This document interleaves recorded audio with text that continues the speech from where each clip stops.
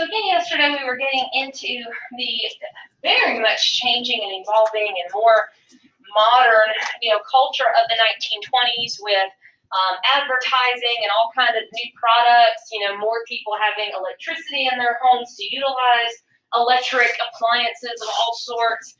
More people having things like indoor plumbing and just other things that we probably take for granted, but were certainly more than just minor conveniences for people. How wages were up, so there was more money to spend and all these new things to buy. So we see this shift to a true consumer economy that depends very heavily on large amounts of consumer spending, and how advertising in and of itself becoming a big industry. And we talked about the advent of the automobile and how this is certainly not when cars are invented, but when they become available to the masses, the Model T being the first car that was like that, and how that, among other things, we just see a, generally speaking, an increase in the standard of living of most Americans in the 1920s. More modern amenities, more leisure time, or more time for fun and to go watch sporting events or go to amusement parks or go on, road trips or camping trips and vacations and things like that, and all the other industries, and how that creates demand for all other kinds of things like hotels and, mechanic shops and so forth and so on, as people have more time to do fun things, and how that creates, an entertainment industry of its own. So another way that is, people are being entertained, it's not just through, going to amusement parks and things like that, although that is part of it. The 1920s is a very significant era culturally because of art and music, the beginning of films, new kinds of music, artistic movements, and really new styles of artistic expression that were very different and, again, modern. A lot of what really was at the time seen as a lot of rebelliousness, against the norm, rebelliousness against tradition, rebelliousness against, the old way of doing things. But as far as entertainment is concerned, the 1920s is where we see the beginnings of what we would consider the mass media. When we talk about the mass media, what do we mean? Okay, movies, Hollywood, what else? News, whether that's the TV news, radio news, and today that would also include what? Social media, the internet, all that kind of thing. That would be the mass media. But the reason it's mass media is because it is reaching the masses. These are publications and news outlets or other kind of entertainment outlets that are available to the masses. Now, but prior to the 1920s, yes, you had national newspapers and national magazines and things like that. Of course there were.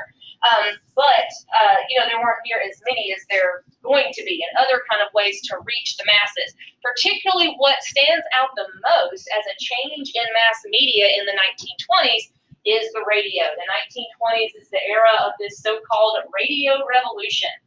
Now, the radio in and of itself, kind of like automobiles, and they've been around. They weren't suddenly invented in the 1920s. They've probably been around since the late 1800s, probably I think late 1890s or so, I think, is when the first ones were invented.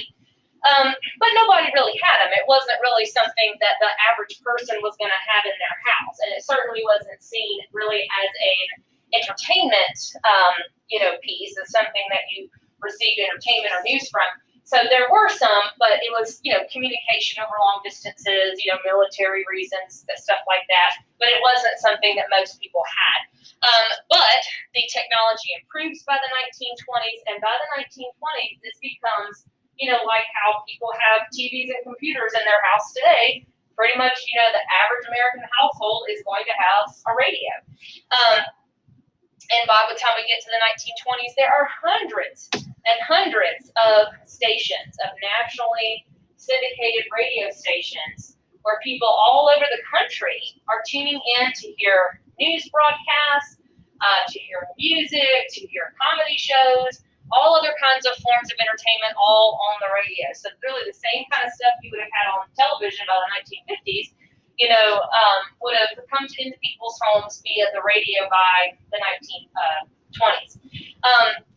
Again, hundreds of stations, and this is where, you know, your modern TV stations, most like those major networks all got their start on the radio, like NBC and CBS and ABC.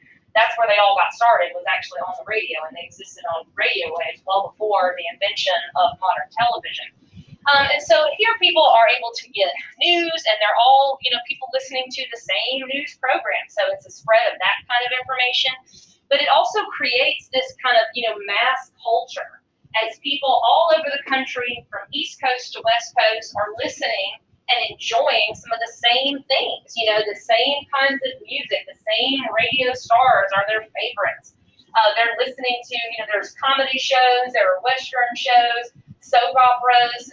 You know, a lot of soap operas recently have been, you know, one of those things that are becoming less popular. One of the ones that got canceled not too long ago, but it actually started on the radio well before TV was even invented. But people, you know, having that sort of common connection of listening to the same things and enjoying the same things as people, you know, all around them. So it's a spread of that kind of mass culture. And again, something that people do with that additional leisure time that they have. And news can spread more quickly, people feel more informed, all of that. Another big change in entertainment, not just with the radio that people have at home, but the 1920s is the era where people first start really going to the movies. Motion pictures are taking off by the 1920s, and this is becoming a pastime for many Americans. Movie theaters springing up all over the place, huge increase in theaters, and that in itself, and the film industry and the beginnings of Hollywood and Hollywood stars and, you know, movie stars and all of that for the first time in the 1920s. Becoming a huge major industry, one of the largest industries in the country, actually starting to become the film industry by the 1920s. Now, these would, of course, been silent films throughout most of the 1920s. This is prior to when they had figured out how to add the audio to them. So people would go into the theater, and it's just the motion. You know, there wouldn't be any music or any sound. Usually, they would have a piano player, or in some theaters, even an organist. They'll play music along with the movies. There are just a few still in the country today, just a few of these really old movie houses that still have those original like organs in them. Actually, Alabama's one of them. The Alabama Theater in Birmingham still has an original Wurlitzer organ from the silent film days that's been restored. So it's kind of a unique Alabama fact. You know, and it's kind of interesting that this is when you have all the glitz and glamour of Hollywood and movie stars being famous. Some of you know, like before movies, you know, what kind of profession was acting? What was that viewed as if you were an actor? Theater. Huh? Theater. What? Theater. Oh, well, yes. But what did that mean?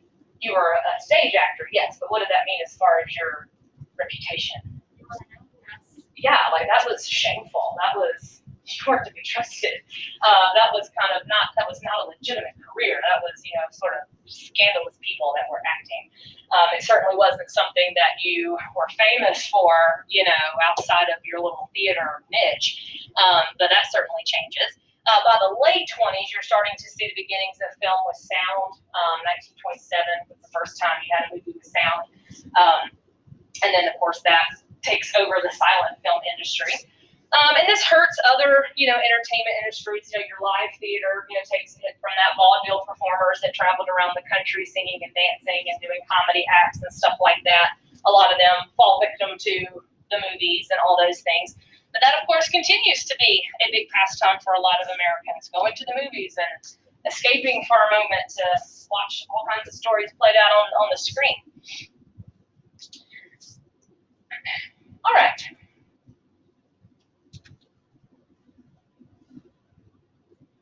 Now, many of you, when we think of the 1920s, not surprising that many of you probably recognize it as, or sometimes known as, or called the Jazz Age. This is just another name or another characteristic or another way to characterize the 1920s, known as the Jazz Age, or another reference to the 1920s.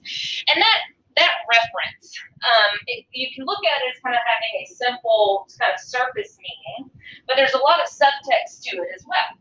Partly, what do you think it means to say that the 1920s was the Jazz Age? Okay, jazz music, absolutely. That this was the advent of jazz music, that jazz music was becoming mainstream, that jazz music was really, really popular. Now, that is true, that's part of it. But it also kind of refers to, there's kind of some subtext in there as well. So yeah, again, jazz music was becoming incredibly popular, and that was truly a genre and a style of music that was original to the United States.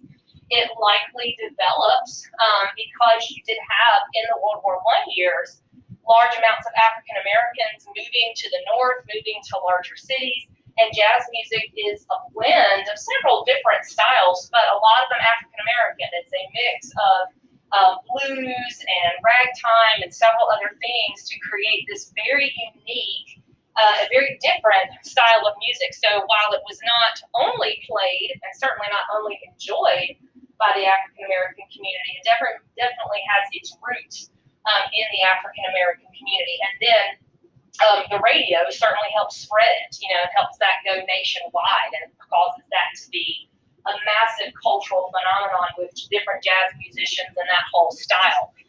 But the other thing you could say about, calling this the jazz age, it's more than just referring to the popularity of jazz music itself. And musicians in the room will understand this probably better than some others. But jazz music in itself is a very, and certainly put it in the context of the time in which it was created, it's a very rebellious style of music. Jazz music doesn't follow the rules. It didn't follow the rules of traditional classical styles. So many different things. So in so many ways, it was going against the grain. It was breaking the rules as it was. It was subversive. It was rebellious. It was sexy. It was different. And that was the 1920s. There is this great sense of being rebellious and doing something different, breaking from the norm in multiple ways, and expressing yourself and people, expressing whether it's musicians, artists, or just individual people enjoying themselves on a Friday or Saturday night, just expressing themselves in a more free way. There is a freedom and a rebelliousness that comes with jazz music that characterizes the 1920s, a spontaneity with it. Improvisation, kind of doing your own thing. A lot of jazz music is improv. They're not following the sheet music exactly. They're kind of making up some things as they go. And that's probably how a lot of people felt about life and culture and certainly leisure time of the 1920s. So another way that we can express that, or we see that kind of spontaneity, rebelliousness, going against the grain, doing something different, it's also characterized by this phenomenon called the new morality. And this kind of relates to, or it's one of the reasons for that fundamentalism that we talked about the other day. So just kind of keep that in the back of your mind. The new morality particularly refers to women of the 1920s, although not only women of the 1920s, but certainly a younger crowd. So younger people, especially women, but not only them, particularly those college age, college students, and so forth. It's an overall sort of revolution of manners and morals, a new concept of what was appropriate social behavior for young people. Again, that would have been more new and more shocking for women than it probably would have been for men. But women who embraced this new morality, or way that people saw this new morality in place, women, younger people that, went dancing, that drank in public, that, and did, because jazz music inspires these new dances that were suggestive for the time, were quite tame, of course, to our standards, but were incredibly suggestive at the time. And some disapproved very greatly, Charleston and all that kind of stuff. But it is a more open kind of lifestyle, more promiscuous, more open sexuality than certainly what you would have seen in the pre-World War I era. So they're challenging traditional ways of thinking. They're challenging traditional understanding of what was appropriate for young people and appropriate particularly for young women, young unmarried women, how to behave in public. Not to say everybody's embracing that, because they certainly weren't. again, think about your fundamentalists. A lot of that was a reaction against this new morality, the belief that all these young people were, just corrupt, and, the moral fabric of America was breaking down because of this. Many of you also probably better, visualize that idea of the new morality with the image, the very iconic image of the 1920s, the image, of course, of the flapper.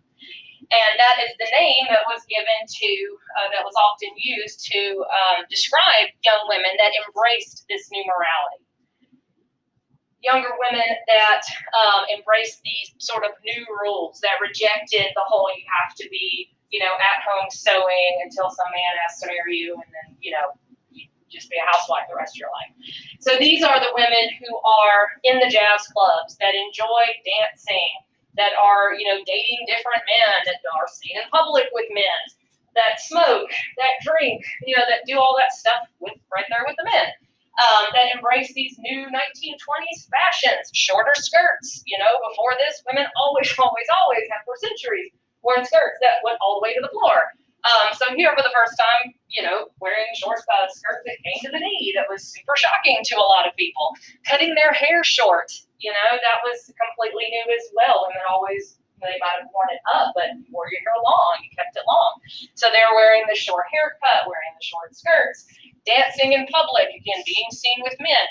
Now we have this image that all 1920s women were flappers. They weren't, even if they wore, the fashions of the time didn't necessarily mean that they were part of that crowd. But it definitely characterizes this younger crowd that was embracing this more free way of living, wearing makeup. Even the fashions themselves, were a symbol of freedom. They're getting away from all the heavy drapery, elegant clothing, no corsets, all this sort of stuff, to be more literally free, to be able to move and to dance and do all this fun stuff that they want to do. So that image of the flappers, of the short skirts and dancing the Charleston and all that kind of stuff, again, it's not true of all women, but it definitely becomes that iconic image of the 1920s, and definitely something that does demonstrate an idea to be different and to be modern, and don't worry about what people of generations before did, but to embrace something that was much different. We also see this attempt to reject traditionalism and to embrace something that was more modern showing up in other major artistic and literary movements. There's two major ones that we want to talk about here. Just as the African American migrations to northern cities is partly what produced things like jazz music, it also produces and is very much related to an overall major African American cultural movement that is happening throughout the 1920s, known as the Harlem Renaissance. Maybe you've probably studied the Harlem Renaissance before, or know or be familiar with some of these writers and artists of the Harlem Renaissance. So this was an African American artistic and literary movement throughout the 1920s. It's centered in Harlem, New York, which is the African American neighborhood of New York. And again, as African Americans were moving in such large numbers to a lot of northern cities like New York and Chicago and Detroit and places like that, it likely created a sense of identity, a sense of cultural identity amongst a lot of African American people, and created a sense of empowerment, of being not only together, but being, very cognizant, very proud of their heritage, of their accomplishments, of the situation that they faced as far as racism and those kind of things, and a desire to express that. They feel very empowered to express themselves and to express that cultural identity. So there are numerous writers, whether they are poets, novelists, playwrights, artists, painters, sculptors, lots of different artistic fields in which you're seeing these African American writers and artists celebrate that cultural identity, celebrate who they were, and becoming mainstream in doing so. Writing books, writing plays, writing poems, painting images that were becoming mainstream, that weren't just being celebrated in the African American community, gaining notoriety nationwide and in some senses even worldwide. particular work. But the Harlem Renaissance writers and artists, they were writing in a sort of a particular style, or really more a particular theme. As I've already mentioned, celebrating cultural identity, celebrating their cultural accomplishments, promoting their achievements, and recognizing their common heritage, not shying away from that, and really highlighting their common heritage and difficulties. So they are promoting racial equality. They are not being quiet about racial inequalities and discrimination. Some of them focus on that more than others. But overall, they are promoting their culture, promoting their ethnicity, their race, and promoting racial equality. These are just two of hundreds of examples of Harlem Renaissance artists. These two are probably some of the most famous, and probably some of the ones I bet most of you have heard of at least one of these. For most people, when they think of the Harlem Renaissance, probably the number one, well, not that he's like true, that's a matter of opinion as far as who is the best, but who certainly gets associated most with the Harlem Renaissance, Langston Hughes. If any of you read any Langston Hughes poetry? Yes. And you notice, particularly in Langston Hughes, he does a lot of referencing racial inequality and a lot of referencing those kind of disparities and calling for social change. Zora Neale Hurston, some of you may recognize her. She wrote Their Eyes Are Watching God, if any of you have ever read that. That's another famous book from the Harlem Renaissance. But there's plenty of others. Musicians like Louis Armstrong, and jazz music has kind of wrapped up into this as well. Some of that is part of the Harlem Renaissance. But again, sculptors, painters, we're going to do some more looking at some of this next week. We're going to do some things looking at some of the writings, some of the paintings, and so forth. But like, for example, this painting right here, you can see how it is expressing, racial pride and heritage. What do you kind of notice going on in the background here? What does that kind of look like? I know it's hard to see, but do you see the chains right here? Yeah. So, bringing stuff to the surface that was perhaps ugly and uncomfortable, but, being honest about that sort of stuff and not shying away from it. Then there is another literary movement separate from the Harlem Renaissance that is actually part of a larger one. The larger movement is modernism, that's taking place over a number of things. That's not just about literature, that's about tons of stuff. But one kind of branch of modernist writers are called the Lost Generation. This is going to include some writers that I know some of you have heard of. The Lost Generation, again, they're modernists, so they are rejecting traditional forms of writing. They kind of have their own style, but you really can't put a definition on exactly what their style was. It was just different than before. But some of them get called the Lost Generation because they're characterized by kind of a disillusionment. They're sort of disillusioned with the world, sort of not out of touch, but I think a good phrase, probably the best 21st century phrase I can think of, is they're just kind of over it. As far as they feel like, in World War I, we built up this whole thing about we're going to make the world a safe place for democracy, and we're sold all these really high-minded ideals. And now the war's over, and it's just all about consumerism and who has the most money and buying a radio, and they just feel they just don't really understand that, and they just feel like the whole world just kind of sold out, maybe. Not that they're not enjoying that, because they are. It's really weird. It's kind of hard to describe. The Lost Generation writers tend to be a lot younger. They are, again, young, part of this kind of jazz age culture. A lot of them are Americans that actually don't even live in the United States. A lot of them live in Paris, and that's kind of the center of this sort of literary movement. But they feel kind of alienated from society, like they don't really belong, like they don't really kind of have a place. Again, kind of disillusioned with it, rebellious, embracing that kind of jazz culture. Writers of the Lost Generation, and there's bunches of them, and I bet you recognize many of these. Ernest Hemingway is probably one of the sort of faces of this Lost Generation. very much an expression of that disillusionment of kind of why are we here, what are we doing? We fought for all these great high ideals, and now what sort of thing. F. Scott Fitzgerald is another one that I bet a lot of you recognize. Great Gatsby. I don't know if y'all read that yet, but I think you kind of you're in it now. Oh, you read it live? Oh. They don't let you out of high school that read the book anymore. I've read it and I don't remember a thing about it, but I did read it. But I promise I read it. I read it in college and I don't remember anything, but I did read it. I swear.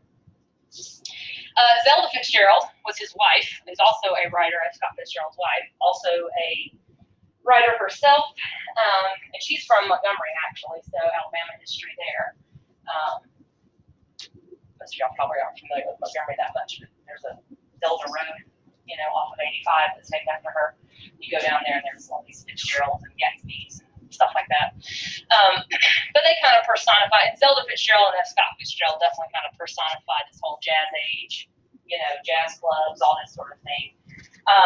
So overall, it's a time of, rebelliousness, not certainly for every person, but overall, and the Lost Generation, they're critical in some ways, not all of them, but they're kind of critical of the materialism of 1920s society. That's why a lot of them leave for Europe and go hang out in Paris for part of their lives, kind of get away from all of that.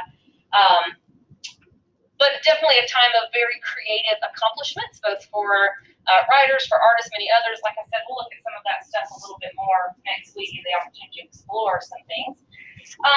And also next week, we will look at kind of what's going on politically in all of this, which is not as much fun, but seeing kind of a return to conservatism, and definitely kind of shutting the door and even kind of turning the page backwards on a lot of progressive reforms and things like that we talked about a few weeks ago.